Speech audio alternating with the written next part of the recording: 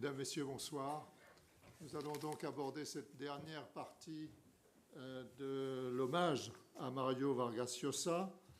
Évidemment, ça va être sous une forme un petit peu différente de celle qui a été utilisée jusqu'à maintenant, puisque nous sommes tous soit journalistes, traducteurs, anciens diplomates culturels et spécialistes universitaires de l'œuvre de Mario Vargas Llosa. Alors, ce que nous pouvons faire, c'est effectivement me présenter et présenter aussi nos intervenants. Donc, je suis Daniel Lefort et je suis à la fois un chercheur sur l'œuvre de Vargas Llosa en particulier, un traducteur avec Albert Bensoussan. Alors, je présente tout de suite Albert Bensoussan, que sans doute beaucoup d'entre vous connaissent déjà, ne serait-ce que par les traductions qu'il a fait de notre auteur. Mais Albert traduit Mario Vargas Llosa pratiquement depuis son premier texte, son deuxième texte en tout cas, et ça fait donc 50 ans, un demi-siècle, disons, hein, un demi-siècle. Et ça, c'est effectivement quelque chose qui est tout à fait considérable. Et je pense qu'on peut considérer Albert Bensoussan comme l'introducteur de Mario Vargas Llosa en France. Et je dirais presque que si les fauteuils de l'Académie française étaient, disons, un peu plus larges et un peu plus rembourrés, eh bien, il y aurait sans doute une place sur le bras du fauteuil pour Albert, qui effectivement a fait connaître l'œuvre de Mario en français, non seulement en France, mais pour tous les lecteurs francophones.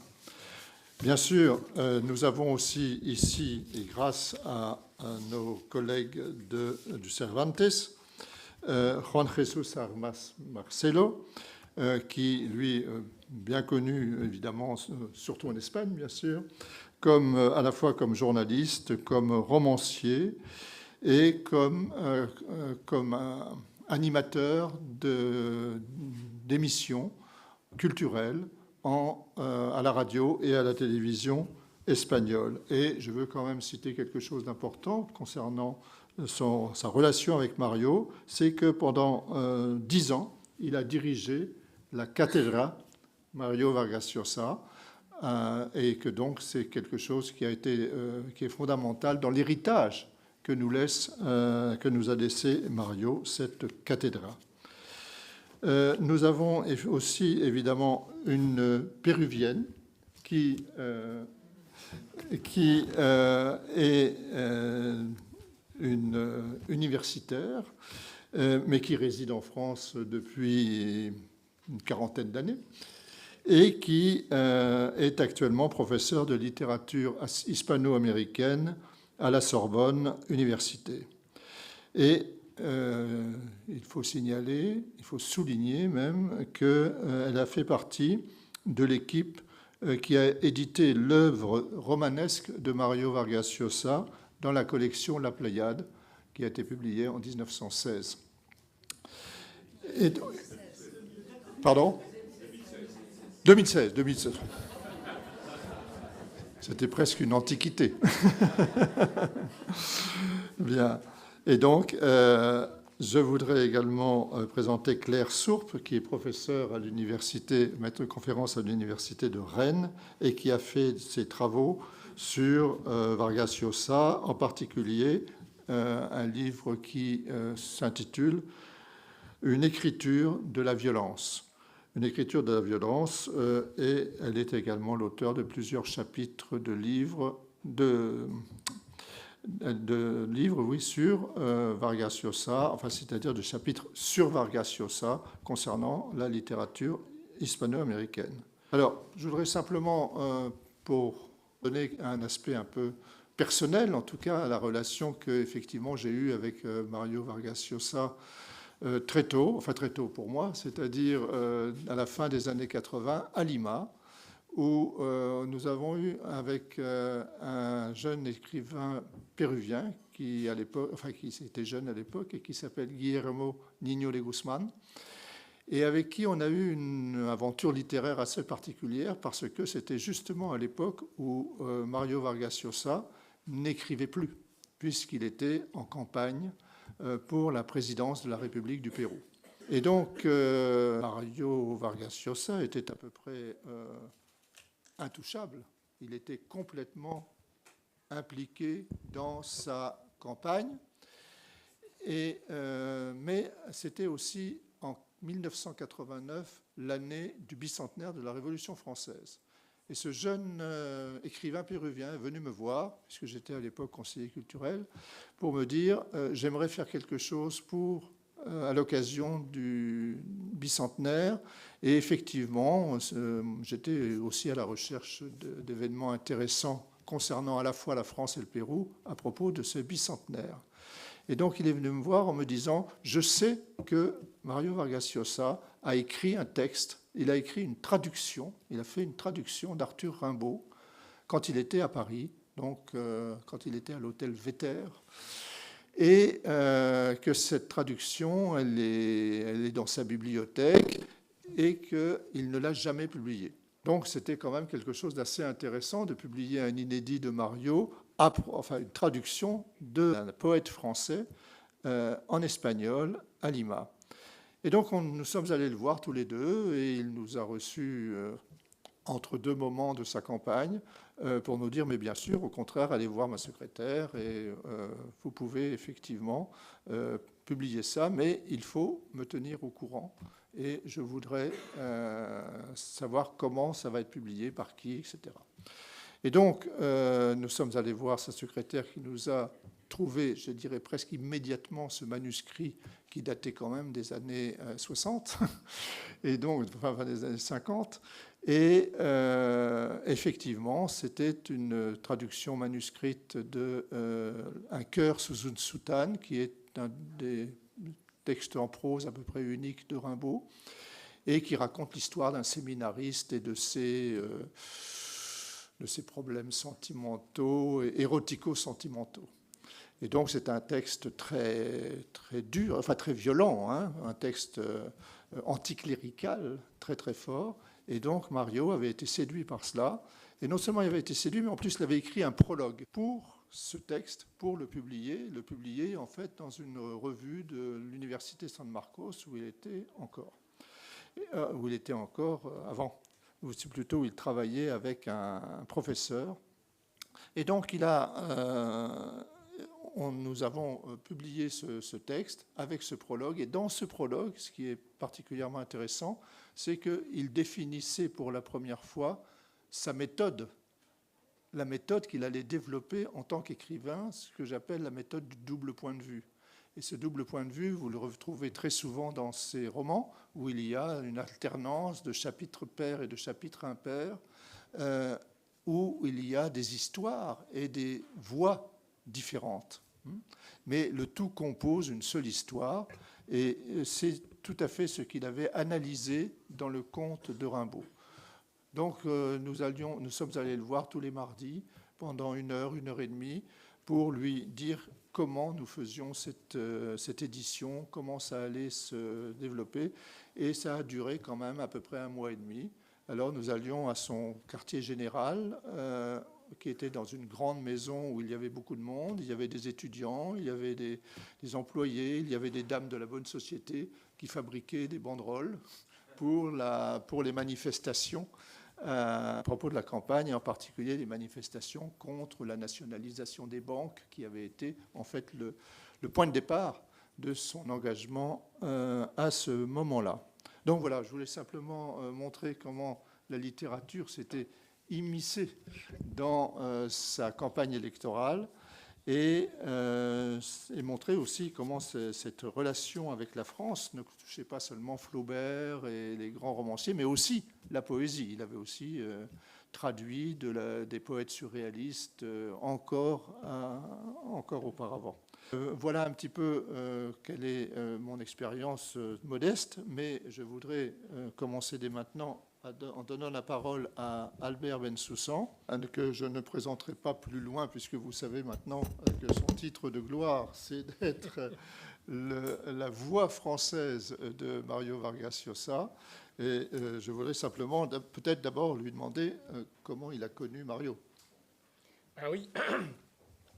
La première fois qu'on m'a parlé de Mario, et je vais peut-être citer un nom qui vous est connu, c'est Claude Couffon. Claude Couffon est le premier traducteur de Mario. Il avait traduit la petite nouvelle El Abuelo, qu'on va retrouver ensuite dans le recueil Los Jefes. Et donc, Couffon, je l'ai connu quand j'étais assistant à la Sorbonne, entre 63 et 66, et il me parlait beaucoup de Mario. Et je sais qu'ils avaient une amitié très, très forte. Donc, Couffon. Et puis ensuite, il s'est passé que Couffon m'a présenté Nadeau. Nadeau m'a fait entrer dans sa revue. J'ai traduit une nouvelle de Cabrera Infante. Dionis Mascolo m'a envoyé une lettre. J'ai traduit les Tres Tristes Tigres de Cabrera, qui était un ami de Mario. Et il se trouve que lorsque Mario et Patricia se sont installés à Londres, Guillermo Cabrera Infante et Myriam Gomez, son épouse, se sont occupés d'eux parce qu'ils habitaient Gloucester Road dans le rez-de-chaussée bas. Cabrera habitait rez-de-chaussée haut, c'était moins risqué. Et il y avait beaucoup de souris. Et quand j'ai appris cette histoire, ça m'a éclairé parce que, si vous avez lu, je vous dédie mon silence, le personnage est absolument obsédé par les souris. Chaque fois qu'il a du stress, chaque fois qu'il est nerveux, il sent les souris, les muridés monter sur ses jambes.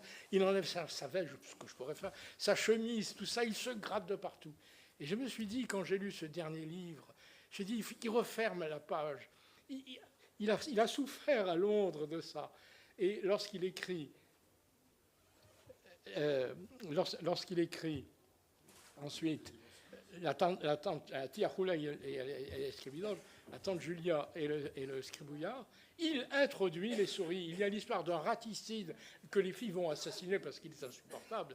Et donc, les rats, les souris, on les trouve partout. Et donc, le fait que j'ai vécu, parce que j'ai passé un mois à Gloucester Road avec Guillermo et Myriam, je traduisais ce livre tellement difficile, qui m'a ouvert la voie et qui m'a aussi, je dois le dire, fourni les éléments pour traduire Mario. Guillermo était un type exceptionnel, je dois dire. Et donc, j'ai connu Mario à travers Cabrera. Ils étaient unis par une très forte amitié, comme vous le savez. Et donc, j'ai commencé à traduire. Alors, quand j'ai connu Mario, il m'a dit, on va commencer par conversation à la cathédrale. Malheureusement, enfin, tant pis, c'était Bernard Cessé qui avait signé le contrat chez Gallimard, et le livre m'est passé sous le nez. Alors, lorsqu'on a fait la Pléiade, quelle merveille! Le livre m'est revenu, et nous l'avons retraduit. J'avais traduit avec mon amie d'enfance, Anne-Marie Cazès, qui adorait d'ailleurs Mario. Et donc, je peux dire que j'ai tout traduit, parce qu'après, lorsqu'on a traduit, lorsque le premier livre primordial, La ville et les chiens, a été publié par Roger Caillois, je dois dire que c'est un livre qui me plaisait énormément, parce que Couffon m'en avait parlé. Couffon est celui qui, à Paris, avait enveloppé le manuscrit de Mario pour l'envoyer à Carlos Barral. Et donc, il a un rôle extrêmement important. Et puis, il l'avait proposé à Maurice Nadeau. Moi, j'étais un peu dans l'équipe de Maurice Nadeau, qui était un grand bonhomme, magnifique. Et malheureusement, Nadeau n'a pas publié ce roman. Il avait eu un mauvais rapport de lecture, je ne dirais pas de qui s'était complètement trompé sur ce livre. Et donc, eh bien, Antoine Gallimard a eu la chance ensuite d'hériter de ce livre que Nadeau avait refusé. Et donc, j'ai été heureux aussi avec Ina Salazar, qui est ici, de refaire un peu la traduction, de revoir un peu la traduction qui n'était pas mauvaise, qui était même très courageuse, de Bernard Lesfargues, qui a traduit les 2 premiers romans de Mario. Il a traduit La ville et les chiens et La maison verte, et c'est un type tout à fait exceptionnel. Et parce que, vous savez, dans la traduction, on bénéficie de ceux qui sont venus avant, qui ont fait des erreurs, on voit ce qu'il ne faut pas faire. Et donc, j'ai beaucoup d'estime pour ce garçon qui est mort il y a quelques années, qui était aussi un grand professeur. Alors, j'ai connu Mario, et puis je suis allé à Barcelone, chez vous, là-bas, je ne me souviens plus du quartier, tout en haut de Barcelone, et il m'a proposé à boire et il a pris une tisane de yerba buena, je crois, ou quelque chose. C'est ça qu'il prenait tout le temps, autrefois. Hein, yerba luisa, c'est ça. Alors oui, on a pris une tisane de yerba luisa. Ensuite, quand j'ai traduit la tante Julia et le scribouillard, eh bien, le personnage principal, cette espèce de guignol, Pedro Camacho, se nourrit de yerba luisa. Et je me suis dit, bon, évidemment, Mario adorait Flaubert, c'était son dieu. Lorsqu'il arrive à Paris, la première chose qu'il achète, c'est Madame Bovary. Et donc, je me suis dit, ben alors, c'est lui, il est là. Pedro Camacho, c'est lui, avec tous les excès. Mais tous les livres de Mario, il est dedans. C'est presque imperceptible, mais il est tout le temps là. Et j'avais été très ému quand j'ai traduit avec Daniel. Nous avons traduit, comme il l'a expliqué, le père et l'impère. Je crois que j'avais pris le père. Hein, non, j'avais pris l'impère. L'impère, oui. Et toi, tu avais pris le père. Moi, j'avais pris le premier chapitre, puis le deuxième, puis on avait continué comme ça. Et c'était bien parce que c'était des chapitres avec des tonalités différentes, comme l'a bien expliqué Daniel. Mario était un jongleur, le jongleur de voix. Et ça ne m'étonne pas d'ailleurs qu'il ait été tellement impliqué dans le théâtre. C'est un excellent acteur. Quand il a joué son dernier rôle, c'était Los Cuentos de la Peste, les contes de la peste, qui ont été publiés dans la collection Harlequin. Et tout à l'heure, M. Gallimard parlait de la revue NRF. On avait fait une avant-première dans la revue de la nouvelle revue française, avec toute l'introduction que Mario avait écrite sur le Décaméron. Et donc, pour moi, Mario, ses livres, tout était lié comme ça. Et quel était mon rôle, moi? C'était celui qui essayait de mettre une voix. Je me suis souvent défini comme, j'avais dit à un ado, d'ailleurs, j'ai publié un article, je suis le singe de Vargas Llosa. J'imite ses mimiques, j'essaye de faire comme lui. Évidemment, c'est très différent. Et on a parlé beaucoup de traduction. Et je vais vous raconter une histoire assez drôle. C'est qu'il y a un personnage de traducteur dans son œuvre. Ce personnage s'appelle Salomón Toledano. C'est dans Tour et détour de la vilaine fille. Alors, vous savez, Tour et détour de la vilaine fille, Travesuras de la niña mala, sont 10 syllabes. Tour et détour de la vilaine fille. Pour moi, c'était essentiel. On est à 10 sur 10. Et alors, ce roman est un roman absolument extraordinaire. Au début, Mario m'avait dit, je l'avais rencontré avant, il me dit, j'ai écrit des nouvelles, je ne sais pas quoi en faire. Il avait écrit des nouvelles. Il m'a dit, je vais essayer de trouver un lien. Et le lien, évidemment, c'est la Niña Mala. Alors, la Niña Mala dont il est amoureux, elle a du mal à l'atteindre, elle est toujours en vadrouille. Alors, on la trouve à Tokyo, on la trouve à Rome, on la trouve à Madrid, on la trouve en France. Et c'est ça le lien. Et il avait besoin de mettre un traducteur au milieu. Et ce traducteur s'appelle Salomón Toledano. Et je me souviens, alors là, c'est entre nous, que je lui avais dit que par mon nom, mon ancêtre très très lointain, au XIIe siècle, vivait à Tolède. Il s'appelait Isaac Aben Chouchen, vous voyez, c'était son nom. Et il était Almojarrife del Rey Alfonso, c'était le seul juif de Tolède à avoir l'autorisation de monter à cheval. Et il était Almojarrife, c'est-à-dire comptable. À l'époque, on disait Almocharife. Alors je lui ai raconté ça, je lui ai dit, je descends d'un Tolédan, un vieux Tolédan. Je suis Tolédan par mon ancêtre. Et alors, et vous savez que Tolède était très célèbre pour son école de traducteurs, l'école de Tolède. Et donc, tout ça dans sa tête, je ne sais pas si vous en avez parlé, et il a mis Salomón Toledano. Bon, alors un petit bonhomme, un peu grassouillet et surtout lubrique. Oui, c'est peut-être d'ailleurs le point commun. J'étais flatté. De toute façon, l'œuvre de Mario est une œuvre extrêmement enracinée dans la matière. C'est très difficile à définir. Je me souviens une fois, il y avait une thèse, on parlait du sexe chez Mario. Je dis, oh là là, moi, je n'avais jamais vu ça. Pour moi, ce n'est pas le sexe, c'est de la littérature. J'étais dedans et dehors en même temps. Et surtout, je n'ai jamais eu la moindre retenue vis-à-vis de Mario, la moindre réserve. Jamais. Pour moi, c'était mon Dieu vivant. Je dirais même, je l'ai dit quelquefois, c'est l'homme de ma vie. D'ailleurs, Voilà le mot qu'il fallait dire pour la fin. Quand j'ai écrit un texte, j'étais complètement bouleversé. Et j'ai dit, je suis orphelin, ça existe, orphelin de frères. Voilà. Ce que je voudrais juste ajouter, justement pour clore en tout cas ce chapitre, c'est que, et là j'en ai été vraiment témoin, c'est que Mario n'a jamais corrigé ou fait des observations sur les traductions d'Albert.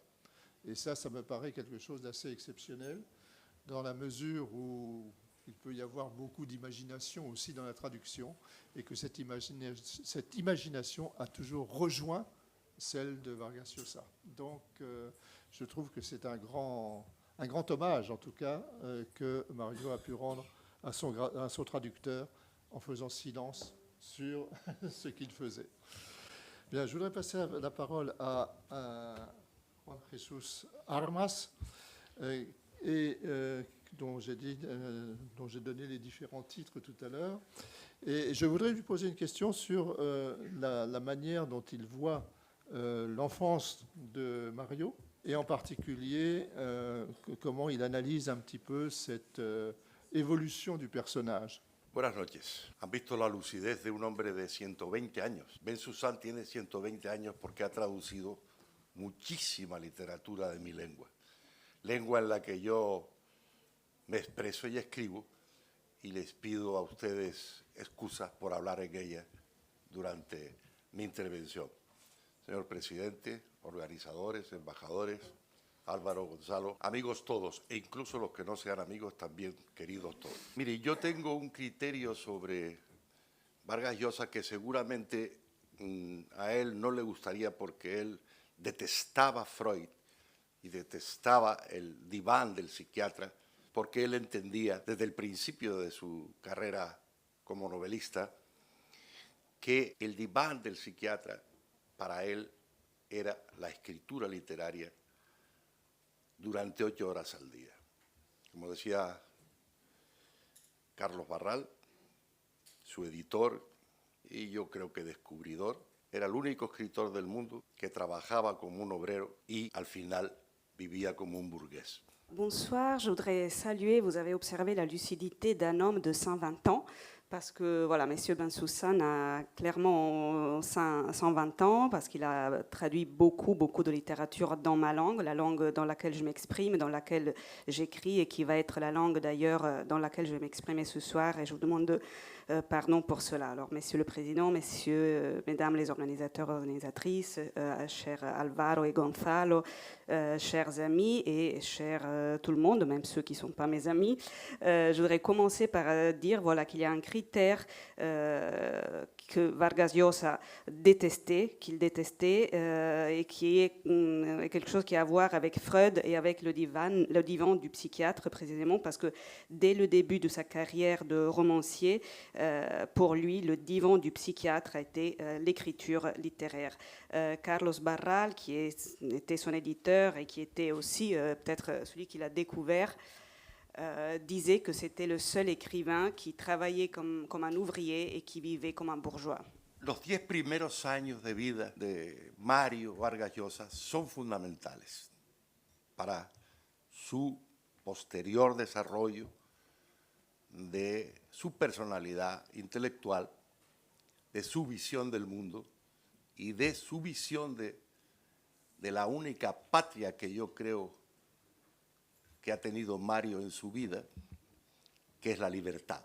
Alors, les 10 premières années de sa vie, les 10 premières années de la vie de Mario Vargas Llosa ont été absolument fondamentales pour son développement postérieur, pour sa personnalité et pour sa vision du monde, et notamment pour la conception de ce qui était sa patrie, la seule patrie qu'il a pu reconnaître, c'est-à-dire la liberté. A mí me parece que esos 10 años Mario padece lo que se llama freudianamente el síndrome del emperador. Él es el dueño de un paraíso donde nadie le lleva la contraria, donde no hay autoridad ninguna que se enfrente a él. Al contrario, su abuelo, su madre, sus tías, todo el mundo le ríe cualquier gracia cualquier verso que escribe en su infancia y el niño vive en un paraíso. Su padre no existe, es huérfano, está en el cielo y a los 10 años el padre desciende del cielo y se le presenta de repente algo que para él es tremendo a lo largo de su vida, un enemigo, la autoridad. Alors pendant ces 10 premières années de vie, Mario souffre certainement de ce qu'avec Freud on pourrait appeler le syndrome de l'empereur, c'est-à-dire pendant ces 10 premières années de vie, il était comme le maître d'un paradis où personne ne le contredit, où il n'y a aucune autorité. Son grand-père, sa mère, ses tantes rigolaient à ses blagues, admiraient chaque vers qu'il écrivait déjà à cette époque. Il se considérait orphelin, son père était au ciel, et puis quand il a 10 ans, son père descend du ciel, il se manifeste, et à partir de là, il y a quelque chose de terrible, il y a un ennemi pour lui qui va être quelque chose tout au long de sa vie, c'est-à-dire l'ennemi et l'autorité. Salta del paraíso del que es expulsado directamente a la adolescencia, territorio nuevo, donde hay siempre una autoridad que lo obliga y que él no soporta. Y ahí se va configurando una personalidad que nunca admitirá su derrota. Y esa personalidad es bastante quijotesca y tiene que ver con sus lecturas de los primeros años. Et donc cette sortie du paradis, il est chassé du paradis et il se retrouve à l'adolescence, ce territoire nouveau où il y a une autorité pour la première fois, une autorité qui lui impose des obligations, des devoirs, une autorité qu'il ne supporte pas. Et c'est à partir de là qu'une personnalité se construit, une personnalité qui ne supportera pas l'échec. Et cela a beaucoup à voir aussi avec une certaine vision quichotesque du Quichotte, et ça dépend beaucoup également de ses lectures de cette époque. Es un niño mimado que el padre quiere convertir en un hombre varonil, recio, disciplinado, y lo mete en un colegio militar, en Leoncio Prado. Para desgracia de Ernesto Vargas Maldonado, el padre de Mario, es ahí donde se fragua la primera novela de Vargas Llosa. Todo lo contrario de lo que el padre quería, que no fuera ni periodista, ni escritor, ni bohemio, ni borracho, ni nada de lo que son los escritores.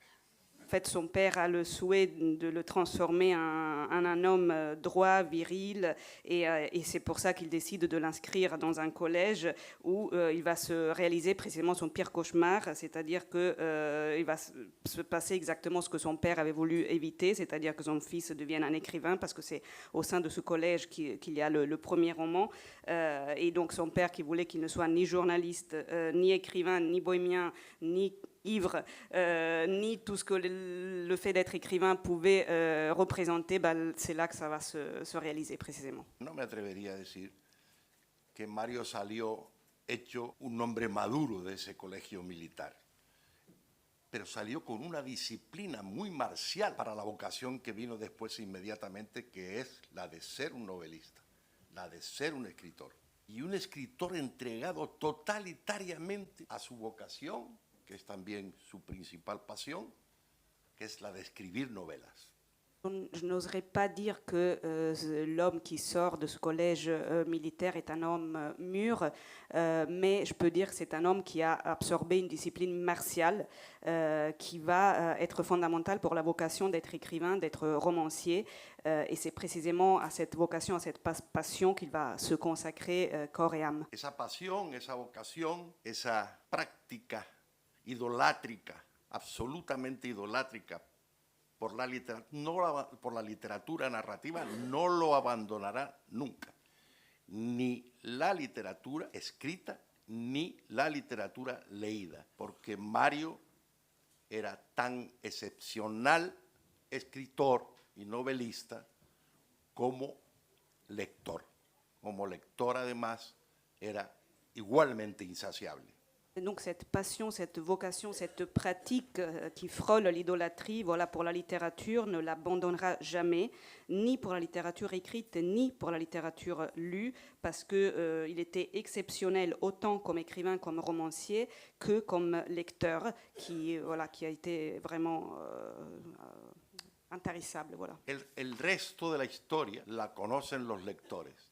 A los 23 años se sube al podio y todavía no se ha bajado. Después de muerto, no se ha bajado. Sigue en el podio.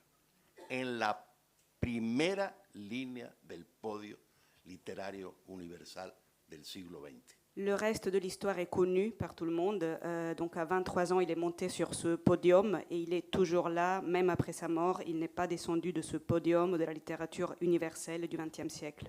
Voy a terminar parafraseando los dos últimos versos de un escritor que Vargas Llosa admiraba profundamente, Jorge Luis Borges, extraídos del poema Fundación de Buenos Aires, porque voy a cambiar los versos. Terminer en citant les deux derniers vers d'un écrivain que Vargas Llosa a adoré, Jorge Luis Borges.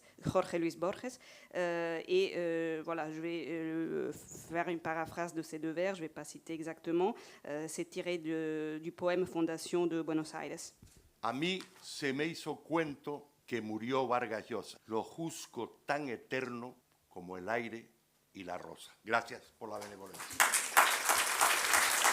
On m'a raconté que Vargas Llosa est mort, je le sens aussi éternel que l'air et que la rose. Merci beaucoup, Juancho Armat. Et je voudrais passer la parole maintenant à Inés Salazar, surtout d'abord parce que je sais qu'il y a quand même une petite histoire personnelle dans les relations avec Mario, familiale en tout cas, dont vous pourrez peut-être nous en dire un mot et nous parler effectivement de cette période qui est particulièrement importante, fondamentale dans la vie de Mario, qui est ses années parisiennes et ses premiers romans. Merci Daniel, je remercie la Maison de l'Amérique latine pour cette invitation à cet hommage, ce grand hommage, cet hommage émouvant, et aussi à l'Instituto Cervantes. Oui, en fait, je suis un peu divisée en deux personnalités. Je suis la fille d'Augusto Salazar Bondy, qui fut un compagnon de Mario Vargas Llosa, et j'ai monté dans le même bus que ses deux fils pour aller au Franco-Péruano à un moment donné. Donc il y a ce début d'histoire personnelle où Mario Vargas Llosa venait chez moi ou chez mon oncle, et donc ça reste dans ma mémoire d'enfant. Et après, je suis devenue professeure et spécialiste de la littérature hispano-américaine, pas nécessairement celle du roman, mais il se trouve que j'ai pu travailler avec Albert Bensoussan dans l'édition de la Pléiade de l'œuvre romanesque de Vargas Llosa. Et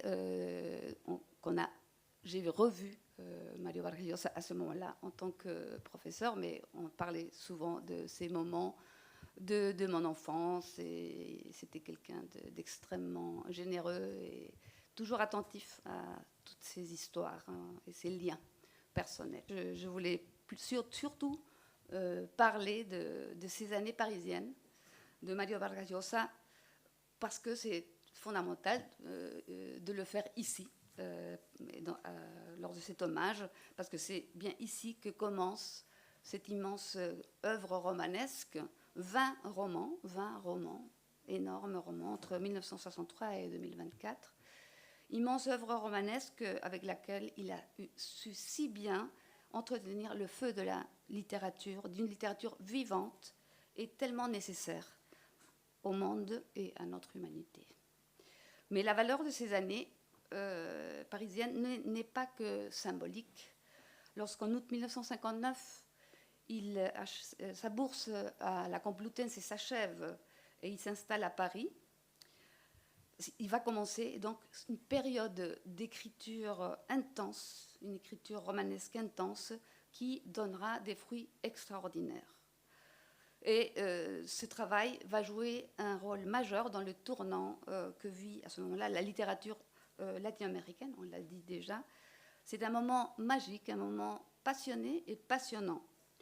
Et il correspond donc à la rédaction et la publication de ces 3 premiers romans, plutôt les 2 premiers, mais enfin on peut parler des 3. La ville et les chiens en 1963, La Maison verte en 1966 et Conversation à la cathédrale en 1969. Ces romans sont les premiers romans et on a du mal à croire que c'est ainsi, que ce sont les premiers, tellement ils font preuve d'un travail créatif achevé. Ce sont des fruits étonnamment mûrs, où se trouvent réunis, et je pense que ça c'est la clé aussi de la littérature de Mario Vargas Llosa, où se trouvent réunis la soif d'expérimentation et le désir de raconter des histoires. Quelle histoire ou quelles histoires? Dans ces 3 romans, identifiés après coup par certains comme une trilogie, Vargas Llosa dresse un portrait du Pérou de la première moitié du XXe siècle, ayant comme point d'ancrage les années 40 et 50, année cruciale dans la formation du jeune homme et de l'écrivain. Et c'est un tableau du pays comme jamais il en a été fait. Incisif, sans complaisance, sur le manque de cohésion de la nation, sur sa société profondément inégalitaire, machiste et raciste. Mais ce sont des romans écrits depuis un engagement profond, affectif et politique. C'est à Paris que cette œuvre prend forme, que Mario Vargas Llosa rédige et achève en 1962 La ville et les chiens, commencé à Madrid, et qui va être considéré comme le premier grand roman sur la ville de Lima, capitale du Pérou.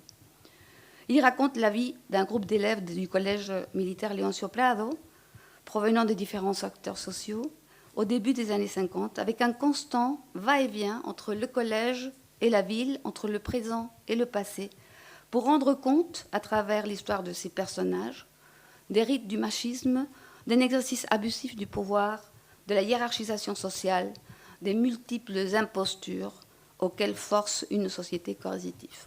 Au début, le roman devait s'appeler Les imposteurs. Lorsqu'il gagne avec ce premier roman le prix Biblioteca Breve, qui lui permettra d'être publié dans l'Espagne de Franco et de contourner la censure, il a déjà commencé à rédiger La Maison verte, qui verra le jour 3 ans après. Ce deuxième roman laisse derrière la structure binaire de La ville et les chiens au profit d'une constellation d'histoires, dans un cadre spatio-temporel plus large et loin de Lima.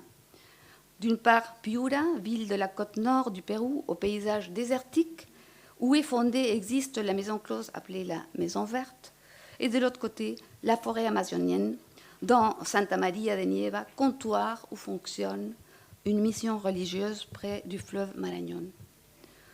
Se croisent alors dans ce roman les destinées de nombreux personnages on ne peut pas énumérer ici, mais à travers lesquels Mario Vargas Llosa met le doigt sur le machisme provincial, sur les abus des représentants de la civilisation, sur la violence de domination des patrons qui contrôlaient le commerce du caoutchouc. Avec La Maison verte, le pays, le Pérou, devient un formidable matériel de narration qui permet l'élargissement des pouvoirs et des moyens du romancier, avec des défis de plus en plus complexes. Dans l'accroissement du nombre d'histoires et l'interaction entre elles, Vargas Llosa, dans La Maison verte, se livre à une intense expérimentation afin de refléter la multiplicité du réel. Le roman semble se construire à l'image de cette forêt inextricable et bigarrée par les différents fils narratifs qui se croisent et s'enchevêtrent avec des perspectives simultanées et un présent intégrant plusieurs temporalités. Ce qui donne au lecteur le sentiment d'être perdu. Il est pris comme dans un vertige. Et ça rend encore plus jouissive la captation par le travail de la lecture, de cette lecture active que Cortázar aimait tellement, d'un dessin, en fait, rigoureusement tracé, où rien n'est laissé au hasard. Cortázar parlait d'une tapisserie musicale.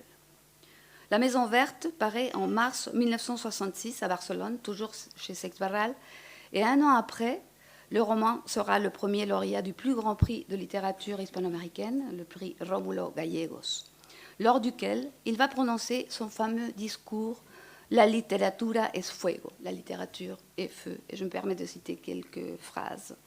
La littérature est une forme d'insurrection permanente. Elle n'admet pas les camisoles de force. Toutes les tentatives destinées à faire plier sa nature turbulente, indocile, échoueront. La littérature peut mourir, mais elle ne sera jamais conformiste. Parole donc révélatrice d'un pouvoir immense accordé à la littérature et de l'esprit de révolte qui anime Vargas Llosa à ce moment-là, et je crois que toute sa vie. En cette année 1967, le chantier du troisième roman, Conversation à la cathédrale, est déjà bien avancé. Mario Vargas Llosa ne vit plus à Paris, mais à Londres, et il s'y est établi depuis la fin 1965 avec Patricia Llosa, qu'il a épousée cette même année. En fait, Londres et ensuite Barcelone, ville de résidence du couple, seront en continuité avec l'effervescence de ces années parisiennes. Pour revenir à celle-ci, 1960-1965, elles sont cruciales pour comprendre ce qu'on a appelé le boom latino-américain, qui a été déjà cité, cette onomatopée qui rend bien compte de l'explosion, de l'effet d'une déflagration produite par la publication de plusieurs romans porteurs d'un renouveau du genre qui déborde l'orbite régionale. Et ce, depuis des styles, des langages très différents les uns des autres, mais tous animés par un furieux désir d'expérimentation. Quels sont ces romans? Marel de Julio Cortázar, La mort de Artemio Cruz de Carlos Fuentes, 100 ans de solitude de Gabriel García Márquez, et La ville et les chiens et La maison verte de Mario Vargas Llosa. Ces œuvres et ces auteurs sont pour moi le noyau dur du boom. D'autres romans fabuleux viendront donner plus d'ampleur au phénomène, mais le point d'inflexion est là, comme le reflète la diffusion internationale de La ville et les chiens, qui va contribuer pour beaucoup à briser justement ce confinement dans lequel étaient tenues les littératures nationales hispano-américaines. L'œuvre est en effet rapidement reconnue en Amérique latine comme l'une des plus notables contributions de la littérature en espagnol à la littérature mondiale. Et le roman va être traduit et publié en Allemagne, aux États-Unis, au Royaume-Uni et en France. Et c'est Roger Caillois qui va accueillir La ville et les chiens dans sa collection La Croix du Sud, chez Gallimard, comme il a été dit en 1966. Le succès qu'aura ensuite La Maison verte va accentuer ce mouvement d'internationalisation de la littérature latino-américaine qui atteint son point culminant avec 100 ans de solitude de García Márquez. Il y a comme une force centrifuge qui se dégage de ces 4 écrivains, amis, complices, qui ne cessent d'échanger pendant les années 60 autour de leurs respectifs projets créatifs et d'une idée de la littérature qu'ils partagent. Je voudrais parler de celle-ci rapidement.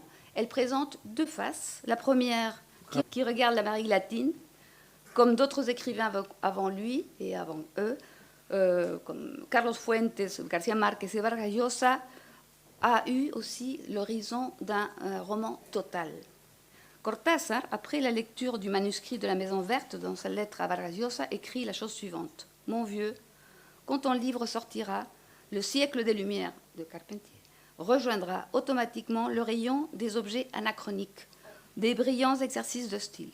Tu es l'Amérique, toi, tu es la véritable lumière américaine, son véritable drame et aussi son espérance. » Évidemment, ce sont des paroles un peu ingrates pour Carpentier, mais ça donne l'idée de cette volonté d'écrire le grand roman d'Amérique. Hein, il est toujours vivant, cette volonté, et aussi l'idée qu'on doit écrire le roman total.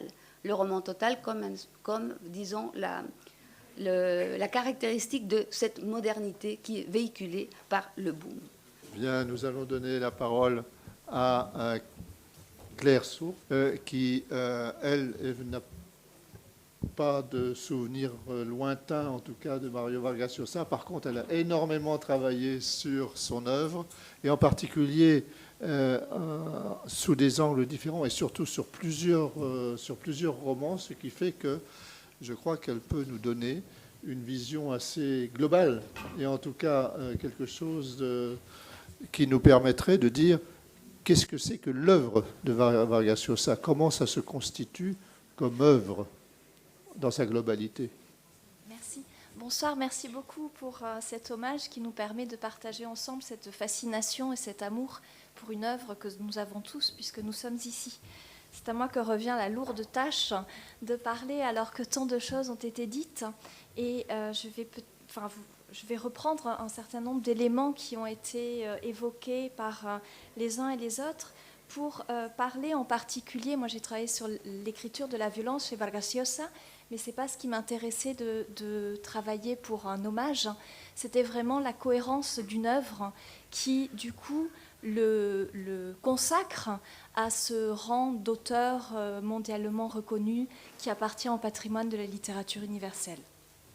Cette cohérence, elle est liée à 4 aspects qui me paraissent particulièrement importants.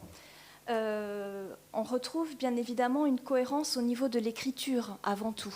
Ça a été mentionné dans les constructions des romans qui travaillent à partir du boom et donc de ces techniques mises en avant sur l'alternance de chapitres. Ça a été mentionné, donc je ne travaillerai pas, enfin je reviendrai pas dessus, mais cette idée que finalement il y a un dessin qui dépasse l'œuvre et qui amène une structure qui va complexifier le roman pour rendre compte de cette totalité du monde et de cette complexité de l'âme humaine aussi, avec les sauts qualitatifs qui nous font passer d'un présent à une temporalité passée sans que le lecteur le perçoive, ou à différents espaces et à différentes temporalités, là encore, pour renvoyer aussi à ce phénomène du souvenir qui, tout d'un coup, nous prend parfois au dépourvu, ou qui rend compte de situations qui sont vécues, non pas sur le mode de la science-fiction, mais vraiment dans l'ancrage de la réalité en parallèle, dans des temps et des espaces différents. C'est des techniques qu'on va retrouver dans de très nombreux romans. Je pense à Pantaleón y las Visitadoras, qui n'a pas encore été mentionné. Je pense aussi, bien évidemment, à Historia de Maita, qui vont permettre, du coup, une contemporanéité aussi des actions et qui vont donner une profondeur à la perspective. L'enchâssement est un autre des éléments de l'écriture de Mario Vargas Llosa qui fait la cohérence interne à l'ensemble de son œuvre et pas uniquement à une œuvre en particulier, puisque du coup, la figure qui occupe les réflexions de l'écrivain, c'est celle de l'écrivain. Donc il y a une spécularité du texte qui va s'interroger aussi sur l'écriture en train de se faire, et c'est la mise en exergue de la tia Julia el escribidor, escribo que escribo, escribo que escribo, que me veo escribir escribiendo. Non, avec du coup ce besoin aussi de réfléchir. Mario Vargas Llosa l'a fait dans des essais, il l'a fait lorsqu'il a écrit sur Garcia Marquez, sur Flaubert, sur Victor Hugo, mais il le fait aussi au sein même de son œuvre. Et donc on a toutes sortes de personnages, des masques sans aucun doute de l'auteur, mais pas que, qui vont assumer ce rôle-là de narrateur, qui ont conscience de leur fiction, qui ont conscience dans certains cas des limites de la fiction ou de ce pouvoir-là, puisque le narrateur de Historia de Maita va dire qu'il a besoin de confronter un certain nombre de témoignages pour reconstituer cette expédition ratée de Jauja, auquel a participé ce Maita qu'il est en train de retrouver par l'écriture, et il dit devoir mentir en connaissance de cause. Et donc c'est ça le travail de l'écrivain, et c'est un des éléments de la cohérence, puisque vous parliez de Pedro Camacho, qui va être une des figures phares de la tia Julia el escribidor. On a aussi finalement dans la figure de ce scribouillard cette fascination que ressent le jeune Varguitas, qui est lui écrivain en herbe au moment où se déroule l'action, et qui voit à la fois de façon tout à fait horrifiée ce que représente ce Camacho qui n'a aucune érudition, qui n'a jamais rien lu et qui surtout se garde bien de vouloir imiter qui que ce soit parce qu'il n'a pas conscience de la nécessité et de la richesse de l'intertextualité que l'écrivain Mario Vargas Llosa, lui, mène dans tous ces, et amène dans tous ces romans. Et pourtant, il est fasciné par ce Camacho qui peut se consacrer entièrement à l'écriture. Et donc, on va avoir comme ça un certain nombre de textes qui vont permettre de refléter à l'intérieur même de la fiction ce rapport à la littérature. Et qui va du coup aussi nous placer à nous, et ça c'est une autre des grandes cohérences de l'œuvre, nous lecteurs, en position du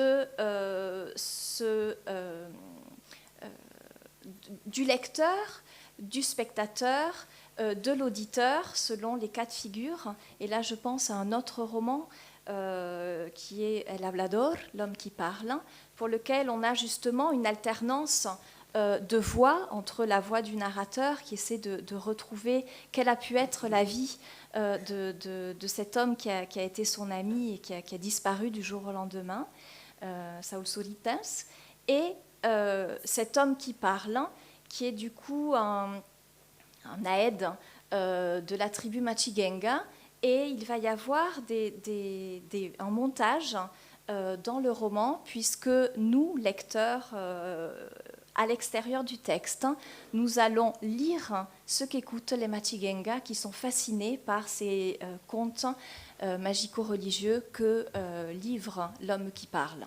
Donc on a aussi une réflexion dans l'œuvre sur la littérature de manière générale par ces différentes manifestations, dans ce cas-là, la tradition orale.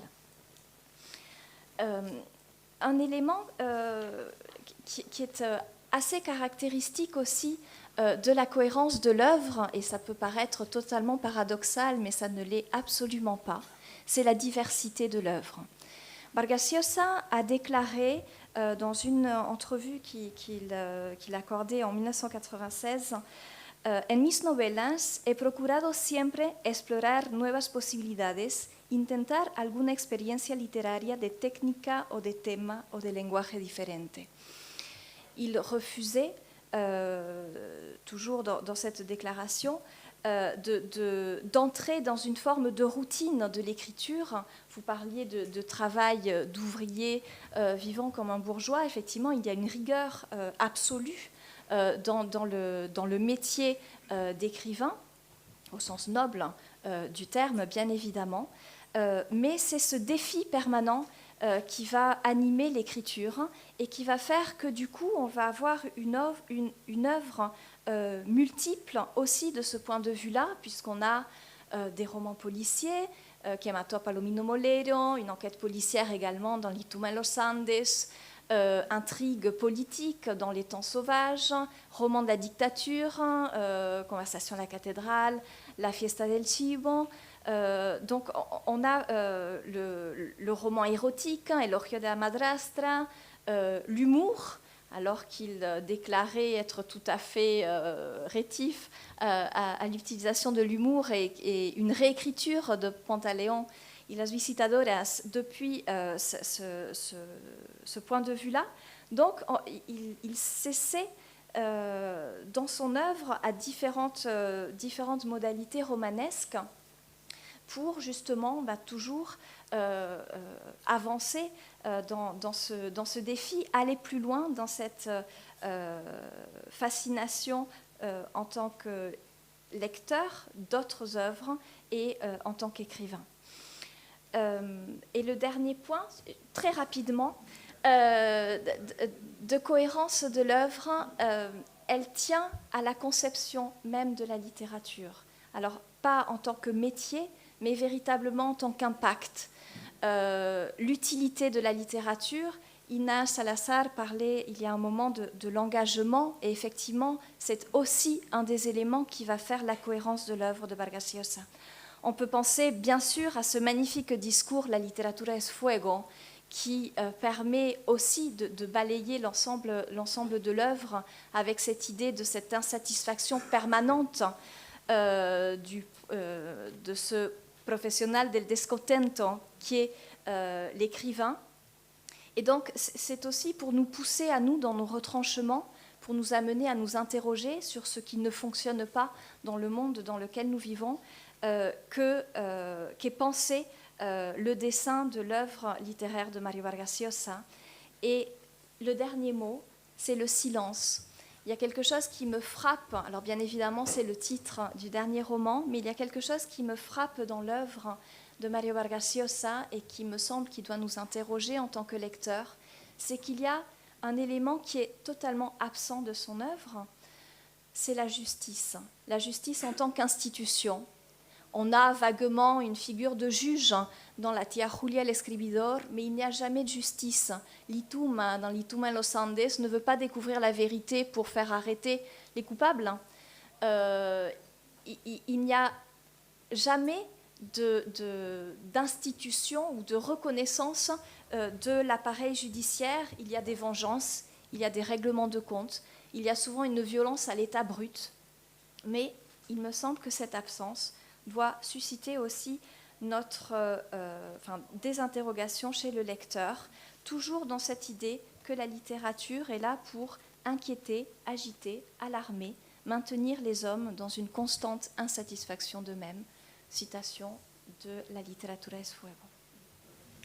Merci beaucoup, merci à vous quatre pour avoir donné ces différents aspects de l'homme et de l'écrivain.